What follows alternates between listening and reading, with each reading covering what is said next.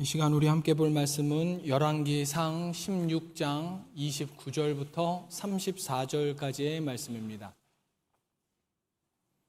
열왕기상 16장 29절부터 34절까지의 말씀. 제가 가진 성경은 구약 544쪽에 있습니다. 열왕기상 16장 29절부터 34절까지의 말씀을 제가 한 절, 여러분이 한 절 교독하도록 하겠습니다. 제가 먼저 읽겠습니다. 유다의 아사왕 제38년에 오므리의 아들 아합이 이스라엘의 왕이 되니라. 오므리의 아들 아합이 사마리아에서 22년 동안 이스라엘을 다스리니라.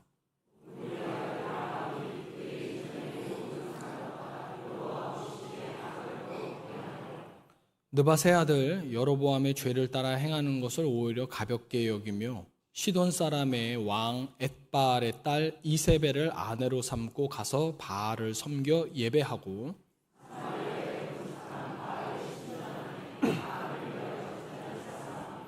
또 아세라상을 만들었으니 그는 그 이전에 이스라엘의 모든 왕보다 심히 이스라엘 하나님 여호와를 노하시게 하였더라.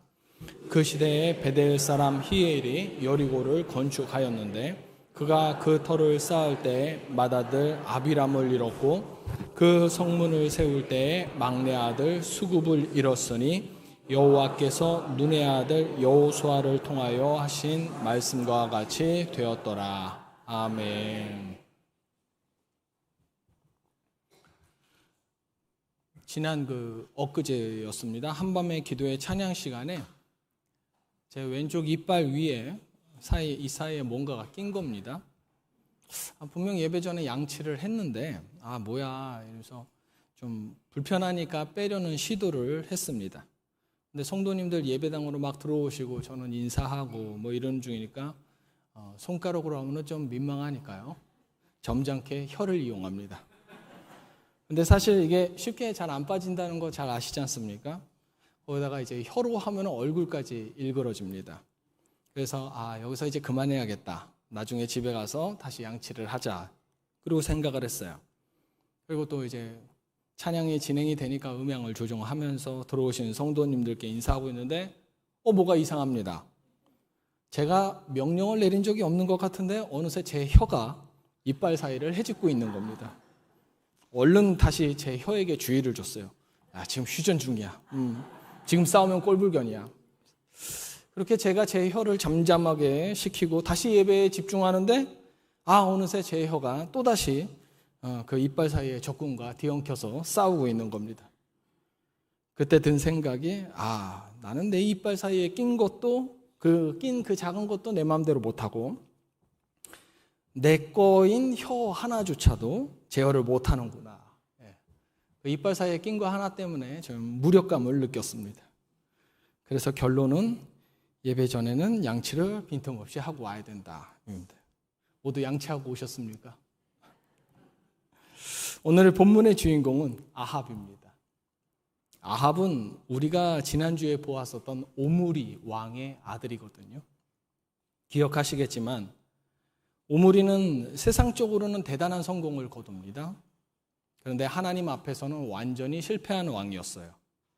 그래서 미래를 위해, 다음 세대를 위해 성공은 마련해 두었지만 신앙은 마련해 두지 못한 왕이라는 이야기를 우리가 지난 시간에 나눴습니다. 바로 그 오므리의 길을 따라 이제 아들 아합이 한 손에는 성공을 쥐었지만 또 한 손에는 믿음 없음을 쥐고 왕의 자리에 오르게 됩니다. 그런데 이 아합은요, 능력도 많고 성공한 아버지를 보고 자랐으니까 자기도 성공할 것이라는 확신을 갖고 있었던 것 같습니다. 또 북이스라엘 이 나라 자체가 아버지가 만들어 놓은 부강한 국가다 보니까 번영의 기반도 잘 만들어 놨고 자원도 충분했어요. 그리고 아합 스스로도 어렸을 때부터 좋은 왕의 교육을 받았을 거 아닙니까? 그래서 다양한 전략적 사고도 충분히 할 수 있었겠죠. 한마디로 멍청하지 않았습니다. 하지만 이런 것들이 다 좋은 것은 아니었을 겁니다. 아버지의 성공이라는 커다란 그림자가 있다 보니까 나도 반드시 아버지처럼 성공해야겠다라는 이런 무의식의 그런 압박을 짊어지고 살아갔을 겁니다. 그래서 아합이 나라의 발전을 위해 가장 먼저 한 행동이 바로 무엇이냐면 성경은 바로 다른 강대국과의 정략 결혼을 이야기하고 있습니다. 그리고 그 정략 결혼의 상대가 국경을 맞대고 있는 이웃나라 시돈, 나라 이름입니다. 성 이름이기도 하고 이 시돈이라는 나라의 공주 이세벨과의 결혼이었습니다. 이세벨의 고향인 이 시돈은요, 우리나라의 인천이나 부산처럼 해안 도시입니다. 바닷가이다 보니까요, 배를 통해서 들어오는 문물에 대해서 아무래도 개방적이고, 그래서 좀 더 발전적인 모습들을 보이게 돼요. 그래서 이 여성의 지위가 우리가 일반적으로 보면 남성의 보조자다라고 생각할 수 있겠는데, 그런 것이 아니라 이 시돈에서는 정치와 종교 영역에서도 강한 주도권을 쥐는 그런 특징을 갖고 있었던 것이 이 시돈의 문화였습니다. 마침 이 시돈은 또 바알과 아세라 숭배의 중심지이기도 했고요. 이세벨은 바로 이런 지역의 공주잖아요. 왕족이지 않습니까? 그러니까 보통 여성들보다도 더 강력한 종교적인 카리스마와 정치적 지도력을 함께 갖춘 영민한 여인이었어요.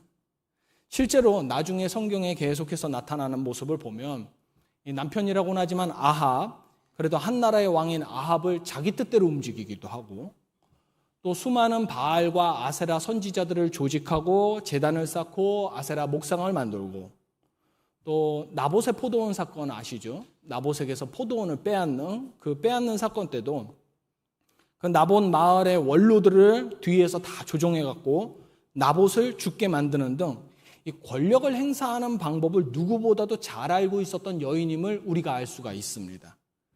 그러니까 이세벨은 단순히 여자로서 북이스라엘에 시집온 곱디고 온 바비 인형 같은 그런 여자가 아니라 이미 결혼 전부터 한 나라의 정치와 종교쯤은 쥐고 흔들 만한 여인이었었고요. 그래서 자신의 신과 바알과 아세라, 그 자신의 신과 문화적 패권 이거를 다 손에 쥐고 주도적으로 북이스라엘로 쳐들어온 여인이다라고 우리가 평가할 수 있는 겁니다. 어쨌든 그래서 이세벨은 자기 확신이 뚜렷한 사람이었습니다. 우리가 세상 살아갈 때 이런 사람 참 좋죠. 주도적이고 확실하고 명확하고요. 문제는 이 확실하고 명확함이 하나님을 향한 것이 아니라 바알과 아세라를 향해 있었다는 겁니다. 그럼 이런 이세벨을 아내로 맞이한 아합은 또 어떤 인물이었을까요? 성경은 아합을 가리켜서 오늘 30절에 보니까요, 아합이 그의 이전에 모든 사람보다 여호와 보시기에 악을 더욱 행하여 라고 기록합니다. 이 말만 보면요, 아합은 엄청난 악인 같아요. 그런데 사실 이후에 성경이 기록한 아합의 모습, 성경에 나타나는 엘리야하고 싸우고 막 이런 모습들을 쭉 읽어보면요, 아합은 그 스스로 어떤 극단적인 악행을 직접적으로 저지른 적이 거의 없어요. 심지어 하나님의 책망을 듣고서는 괴로워하는 모습까지도 보여요. 그럼 뭐 때문에 방금 전에 30절에 특히 생각나는 것은 악을 더욱 행하여, 남들보다 더욱이래요. 악을 그냥 행한 것도 아니고 더욱 행했다는 평가를 도대체 왜 했을까? 바로 이 평가 이후에 나온 이야기가 이세벨과의 결혼 내용입니다. 즉 아합의 평생에 있어서 가장 큰 악이 바로 무엇이냐면 이세벨과의 결혼을 통해서 북이스라엘을 향한 악의 문, 그 문을 활짝 열어버린 거, 이게 하나님 보시기엔 너무 큰 악이라는 겁니다. 그럼 도대체 이세벨과의 결혼이 어떤 악함의 통로로 쓰였길래 바로 바알과 아세라 신앙의 유입이 바로 이 악의 통로로 쓰인 겁니다. 여러분 아시다시피 바알은요, 비와 이슬의 신이라고 불립니다. 농사에 꼭 필요한 비를 내려주는 존재라고 알려진 것이 이 바알이거든요. 그래서 바알은 풍요의 기원을 상징합니다. 또 아세라는 땅과 다산의 신입니다. 토지의 생산과 인간의 번성을 좌우하는 존재로 여겨졌어요. 거기다가 이 바알과 아세라는 부부관계로 알려졌는데 이 둘의 성행위를 모방해서 제사 때마다 그래서 문란함이 가득했고 이 문란함이 종교적인 이유로 합법화돼 버린 거죠. 그래서 바알과 아세라를 숭배한다는 것은 단순한 신앙이 아니라 삶의 풍요, 그리고 다산, 그리고 성적 쾌락까지 인간의 가장 큰 욕망들을 종교라는 이름으로 훌륭하게 포장해서 사람들을 매혹시켰던 겁니다. 그러니 당시 북이스라엘 사람들한테 이 바알과 아세라를 숭배하는 거, 이게 너무나도 매력적이죠. 근데 그러고 보면 신명기 7장 3절과 4절의 말씀이 생각이 납니다. 신명기 7장 3절부터 보면요. 또 그들과 혼인하지도 말지니 네 딸을 그들의 아들에게 주지 말 것이요 그들의 딸도 내 며느리로 삼지 말 것은 그가 네 아들을 유혹하여 그가 여호와를 떠나고 다른 신들을 섬기게 함으로 여호와께서 너희에게 진노하사 갑자기 너희를 멸하실 것입니다. 하나님께서 바로 이런 이유로 이방 여인과의 결혼을 이미 경고하고 계셨는데 아합은 정확히 그 실패의 길을 그대로 따라가는 겁니다. 원래 가나안 땅은 건조기후 지역이니까 비가 생존을 좌우합니다. 그래서 하나님도 신명기 11장 14절에서 보면 여호와께서 너희 땅에 이른 비, 늦은 비를 적당한 때에 내리시리니 너희가 곡식과 포도주와 기름을 얻을 것이오라고 말씀하시는데요. 그런데 그 비를 이제 하나님이 아니라 누가 내린다는 겁니까? 바알, 비와 이슬의 신 바알이 내린다는 겁니다. 그러니까 하나님을 대체할 수 있는 존재가 등장하니까 인간의 본능을 자극하는 매우 달콤한 유혹으로 바알과 아세라가 사람들한테 다가가게 됐죠. 결국 백성들은 하나님이냐 바알이냐라는 이 선택의 기로 앞에서 하나님의 언약을 붙드는 대신에 눈앞에 현실적 욕망을 붙드는 길로 나아가게 되는데요. 그래서 백성들에게서 나타난 변화의 단편적인 사건이 바로 오늘 본문 마지막 절 34절의 내용입니다.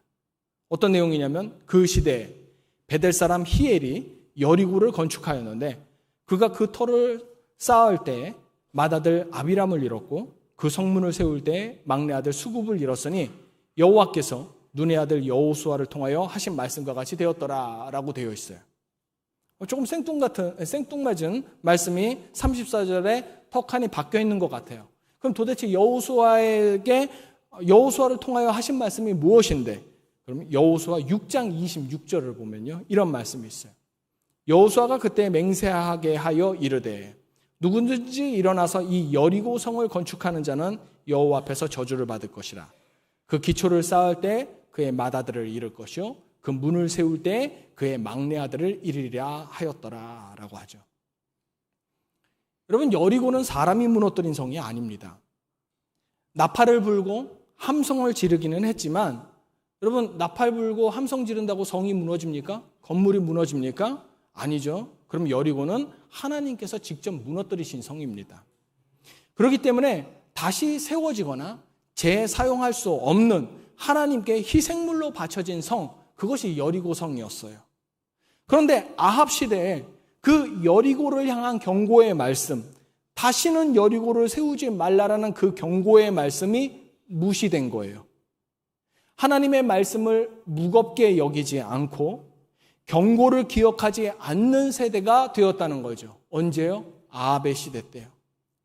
그만큼 영적 무감각과 신앙적 둔감함이 왕실뿐 아니라 이제 백성 전체 가운데 만연했다는 것을 보여주는 사건인데, 왜 여러분 이 이야기가 여리고를 무너뜨려서 베델 사람 히엘이 여리고를 다시 재건하면서 맏아들을 잃고 그 다음 아들을 잃고 이런 이야기가 왜 이세벨과 결혼했다는 이야기 다음에 뜬금없이 언급되었습니까?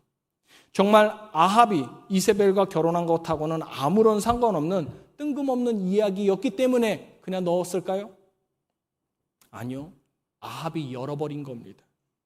그나마 꾸역꾸역 북이스라엘 가운데서 버티고 있던 마지막 신앙의 방어막을 아합이 결혼이라는 수단으로 활짝 열어 제낀 겁니다. 아까도 말씀드렸지만 아합이 직접적으로 악한 사람은 아니었어요.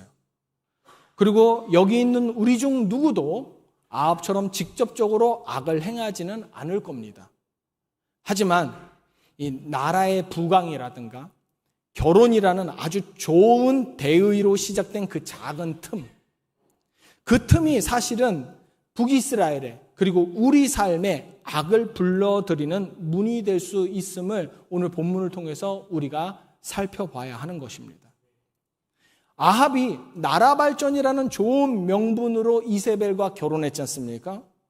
근데 우리도 어떤 좋은 이유 때문에, 타당한 이유 때문에 악이 우리 안에 들어오도록 할 때가 있을 수 있다는 겁니다.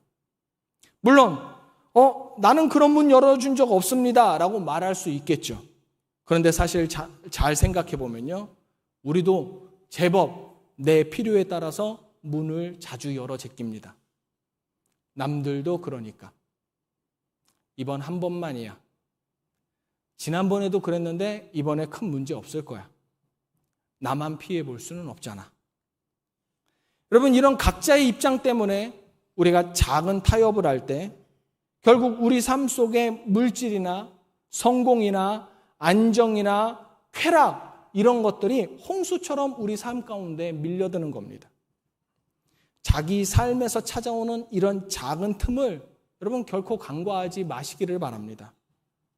난 그런 것에 영향받지 않아. 난 충분히 통제할 수 있어. 아니에요, 여러분.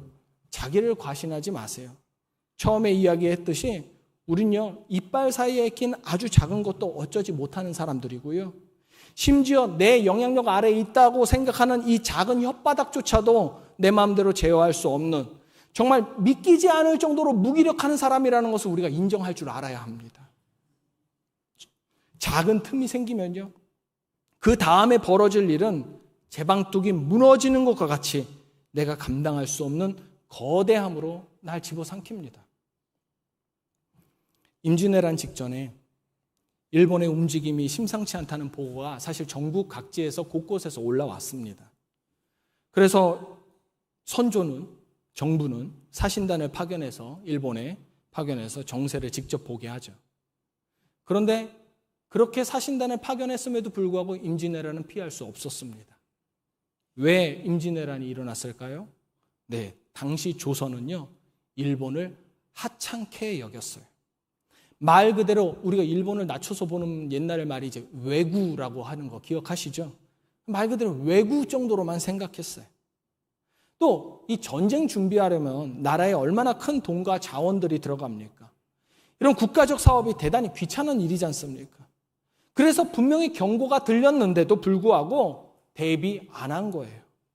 경고를 무겁게 여기지 않는 신호, 가볍게 여기는 태도, 보이는 틈을 위험 신호로 보지 않고 아무것도 아닌 것처럼 치부해버리는 그 태도, 그 자세, 이런 작은 타협과 내가 좀 더 편리해져야겠다라는 그 편리함이 쌓여서 우리의 영적 무감각으로 이어진다는 것을 우리는 성경 안에서, 그리고 임진왜란과 같은 그런 역사 속에서도 많이 보지 않습니까?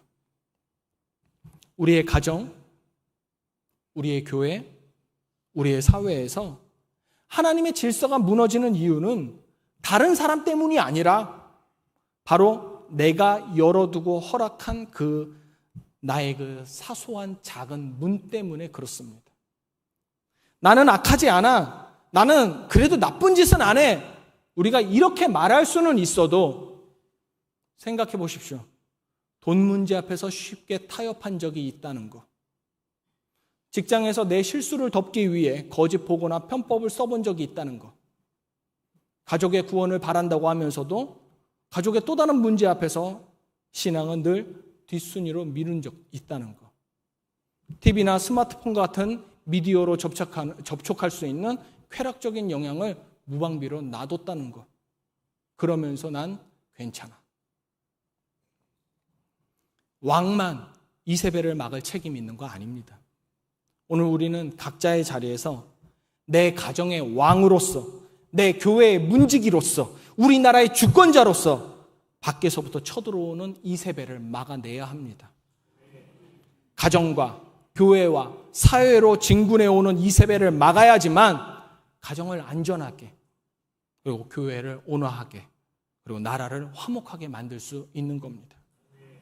그렇기 때문에 우리는 더욱 순결하고 더욱 구별되어야 하고 더욱 엄격해야 합니다. 꼭 기억해야 될 것은 이세벨이 아합에게 줄 것으로 예상했던 것, 그러니까 이 정략 결혼을 통해서 얻을 수 있을 거라고 예상했던 것이 부강함이었지만, 부강함은커녕 사실 북이스라엘 영적 멸망의 시작이 됩니다. 그리고 나라가 쇠퇴하는, 그것도 급속도로 쇠퇴하는 계기가 되었고요. 결국 오므리로부터 시작된 왕조가 겨우 아합의 아들에서 끝나고 말아요. 3대밖에 못 가요.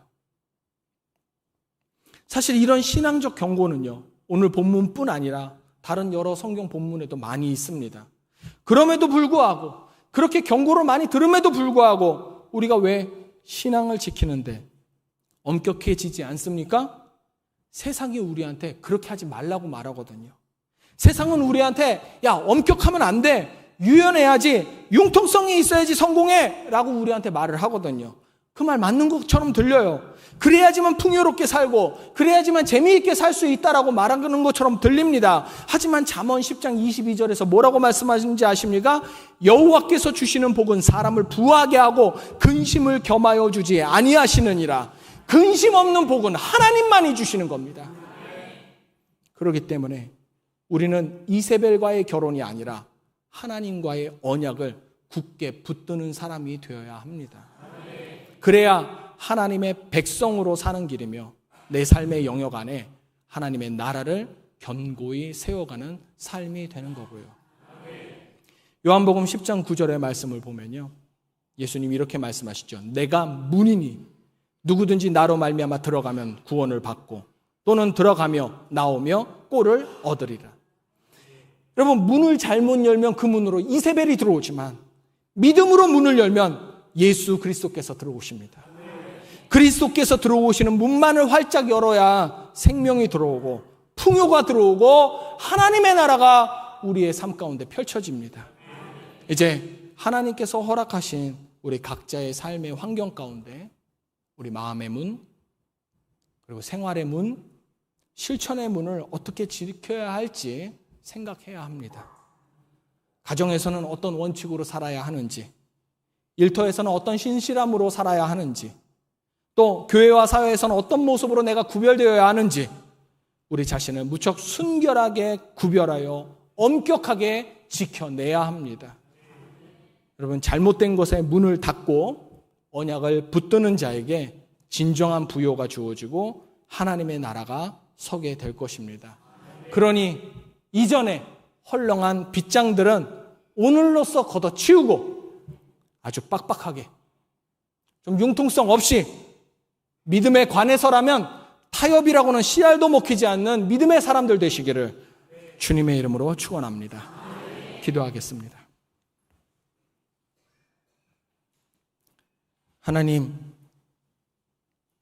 하나님께서 우리의 마음을 지켜주시기를 간절히 바라며 기도합니다. 아합이 이세벨을 맞이함으로 정말로 우리도 타협과 안일함으로 믿음의 대적이 우리 삶의 영역을 점령하도록 내어주었을 때가 있었음을 고백합니다. 이제 매일 우리의 삶 속 마음의 빗장을 점검해야 될 때입니다. 눈에 보이는 이익과 기대되는 그 안정감, 이런 것들을 위해서 쉽게 열리는 믿음의 문, 이제는 닫을 수 있도록 도와주시옵고, 오직 예수 그리스도의 음성이 문 밖에서 들릴 때만 그 세미한 음성에 귀 기울이며 주님을 맞이하는 우리가 되게 하여 주시옵소서.